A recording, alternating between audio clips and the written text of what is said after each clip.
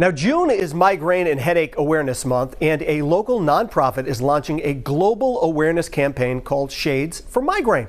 It's all in an effort to fight migraine stigma and raise migraine awareness. Now, here to tell us all about it is Kylie Petrarca with the Association of Migraine Disorders, is here to help us get a better understanding of migraine disease. Good morning. Good morning. Thanks so much for coming in today. Thank you for having me. This really is such an important thing because we hear people who are suffering. You know, how many times have you heard somebody say, oh, I have a migraine or I have such a bad headache? And just so everyone knows, a headache and a migraine are kind of two different things, right? Very different things. Yes, a headache may feel more like a tension headache where you kind of have a general headache, whereas a migraine also has a headache, but you have light sensitivity, sound sensitivity, nausea, vomiting. You can have vertigo and dizziness and so many other symptoms. And Kylie, for some people, it can be crippling where you can't even function. Exactly, yes. Migraine can be very disabling. In fact, it's the second leading cause of disability worldwide.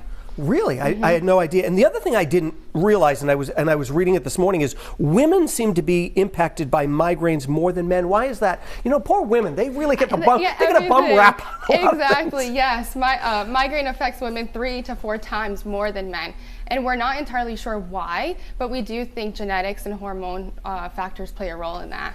Now, one of the other things, Shades for Migraine is coming up, and it's a fun day to help raise awareness. Tell us about Shades for Migraine and how people can participate too. Yeah, Shades for Migraine is a global awareness campaign by the Association of Migraine Disorders.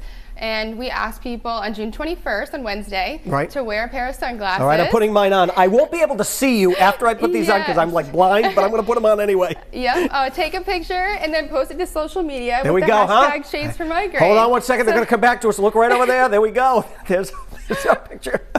Yes, we need that. And also these sunglasses will help with migraine headaches. I mean, obviously, it's not a cure, but the light sensitivity will help, correct? These glasses are simple, but yes, some people find that sunglasses may help them with their light sensitivity, definitely. Is there any help or any relief for people who do suffer from this, I guess it would be called a disease? It is a disease, yes. We have acute treatments where people can take when they have an attack, but we also have preventative treatments that people can take daily or regularly to help prevent the attacks as well. And is there a certain age that, I know we were saying that women are affected more, is it a certain age of women that get it, or is it kind of across the board? It can go across the board. Children can get it, but it mostly affects people in their most productive years, when they're in their career, when they're trying to have families. It tackles people in the worst part. And how do even women, you know, if they're sitting at a desk, they're working all day.